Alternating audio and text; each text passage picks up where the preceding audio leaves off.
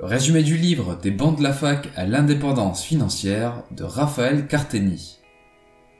Raphaël Carteni est un entrepreneur et investisseur privé.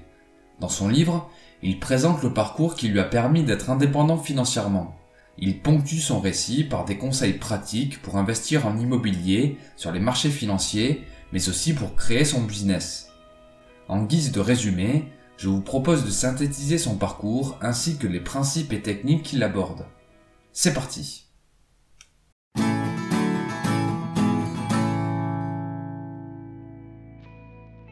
Raphaël Carteni a toujours eu la fibre entrepreneuriale. Il est parvenu à devenir indépendant financièrement en moins de 3 ans. Adolescent, il développe 2 petits business. Le premier, une affaire d'achat-revente. Il photographiait des articles en magasin, puis il publiait une annonce sur le site Le Bon Coin pour vendre ses produits avec une petite marge. Lorsqu'un client était intéressé, il achetait le produit en magasin et le revendait à l'acheteur. La seconde affaire était plus borderline, car il arnaquait des pervers sexuels sur les sites de discussion instantanée. À 19 ans, Raphaël Carteni s'intéresse au marketing de réseau. Dans les grandes lignes, il s'agit d'une activité de vente via un réseau de revendeurs. L'approche MLM se base sur un système de parrainage et de commissions cumulatives sur les ventes. Cette expérience permet à l'auteur d'affiner 5 critères qui déterminent la viabilité d'un business. Premier critère, le besoin. Il est nécessaire de produire de la valeur pour gagner de l'argent. Pour s'enrichir, la clé est donc de devenir un producteur de valeur plutôt qu'un consommateur. Deuxième critère, la barrière d'entrée. La création du business doit demander un vrai processus qui requiert du temps et du travail. Par exemple, un business en ligne nécessite de mettre en place l'hébergement de son site, rédiger le contenu, animer sa communauté, etc. L'immobilier demande un travail de recherche, de négociation, mais aussi du temps pour l'organisation du projet, les travaux, le financement, l'ameublement, etc. Troisième critère, le contrôle. Il doit être possible de maîtriser tout ce qu'il se passe dans son affaire. 4. Le levier. Un business viable doit pouvoir impacter un maximum de personnes. Et 5. La délégation. Il doit être possible de créer des systèmes qui fonctionnent sans intervention du propriétaire. À ce propos, l'auteur explique que la clé pour développer sa liberté financière consiste à détacher son temps de sa richesse. Dans la suite de son parcours, Raphaël Carteni s'est intéressé à l'immobilier et plus précisément à la sous-location. Lorsqu'il était étudiant en médecine, ses parents lui ont offert un appartement de 2 chambres à Reims pour se loger. Pour gagner un peu d'argent, il louait l'une des 2 chambres sur Airbnb. Lorsqu'il partait en vacances, il proposait son logement en location saisonnière. Certes, cette activité le privait du confort d'être seul chez lui, mais elle lui rapportait un complément de revenus et lui permettait de faire de riches rencontres.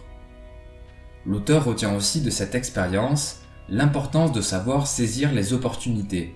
Pour lui, je cite, « La vie récompense toujours les gens qui passent à l'action, soit en leur donnant ce qu'ils pensaient recevoir, soit en leur apprenant une leçon de vie. » Suite à sa première opération immobilière, Raphaël Carteni s'est lancé dans un projet plus ambitieux. Acheter un appartement dans le centre d'Épernay et le retaper pour le louer à une clientèle étrangère. Il détaille cette opération dans la suite du livre. L'auteur liste ensuite 8 stratégies qui cartonnent en immobilier. La colocation, la location saisonnière, le meublé étudiant, les parkings, la rénovation et la construction, l'immeuble de rapport, la division de biens et l'achat-revente. Dans le chapitre suivant, Raphaël Carteni souligne certains revers et difficultés de l'investissement. Il indique avoir quelquefois été aux limites de la légalité lors de certaines opérations. Il a par exemple menti à sa banque pour souscrire à un prêt, ou encore il a dû virer un locataire de manière semi-légale. Il présente aussi des exemples pour illustrer le cercle vertueux des affaires, notamment lorsqu'il a loué un bien à une famille espagnole alors que ces derniers venaient seulement quelques jours en France pour repérer un appartement pour leur fils. En plus de l'immobilier, l'auteur présente sa stratégie d'investissement sur les marchés financiers.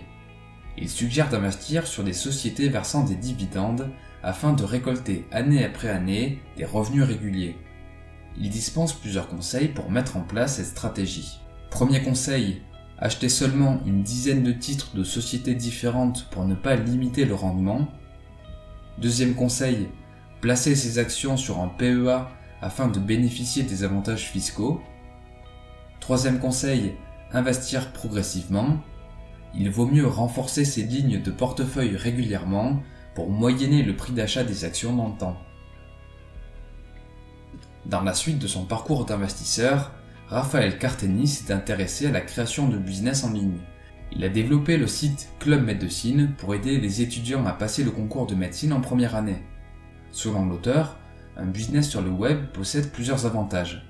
Les coûts de démarrage sont relativement faibles, le potentiel de croissance est incroyable et le processus de création est simple. Il est possible de créer un site tout seul en se servant d'outils comme WordPress ou ClickFunnels.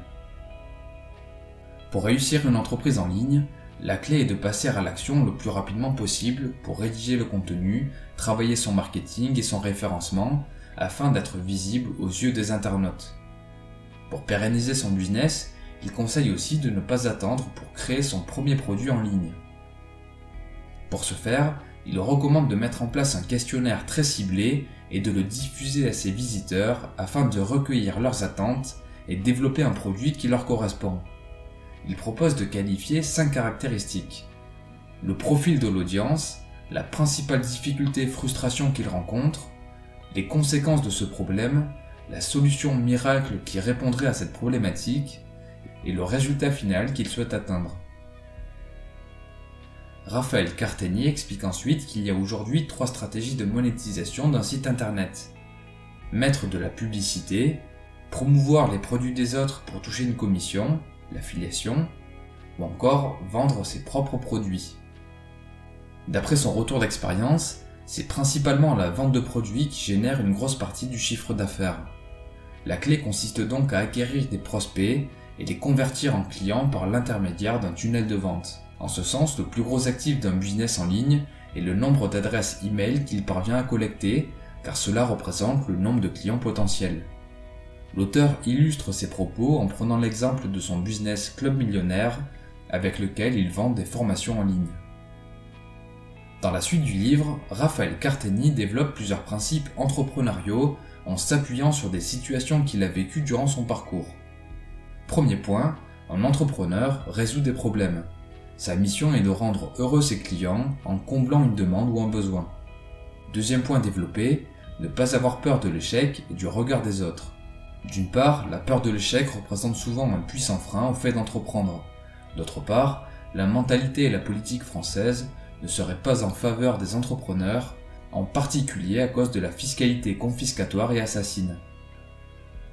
Troisième point, il ne faut pas avoir peur de quitter le système éducatif. Pour l'auteur, les études supérieures enferment les étudiants dans le schéma du salariat et restreignent leur possibilité de dessiner la vie qu'ils souhaitent vivre. Quatrième conseil, s'entourer pour avancer efficacement. Raphaël Carteni recommande de se former de manière efficace et rencontrer des gens positifs. Il conseille entre autres de participer à des formations ou des sessions de networking sur des sujets où l'on veut progresser, oser échanger avec son mentor ou quelqu'un qui nous inspire et qui a les résultats que l'on souhaite atteindre, ou encore recruter des prestataires pour résoudre les problématiques auxquelles on est confronté. Cinquième conseil, se projeter dans la peau de la personne que l'on souhaite devenir. Pour prendre les bonnes décisions, il faut se demander « Qu'aurait fait la personne que je souhaite devenir dans cette situation ?» Puis, il faut agir conformément à la projection. Bref, en guise de conclusion et de synthèse, je vais reprendre la vision de l'auteur. Le schéma classique pour développer son indépendance financière consiste à entreprendre pour bâtir des business qui génèrent du cash et investir ses bénéfices dans l'immobilier, la bourse et d'autres actifs. Merci pour votre attention, j'espère que vous avez apprécié la vidéo. Si c'est le cas, je vous invite à me le faire savoir en me laissant un pouce bleu ou un commentaire. Comme d'habitude, vous pouvez télécharger la fiche résumée sur mon site internet. Vous trouverez également un lien affilié vers la page Amazon du livre en description. Pour finir, je vous suggère de vous abonner à la chaîne et d'activer la cloche de notification pour être informé lorsque de nouvelles vidéos paraîtront. C'était Mr. Fanjo, à très vite.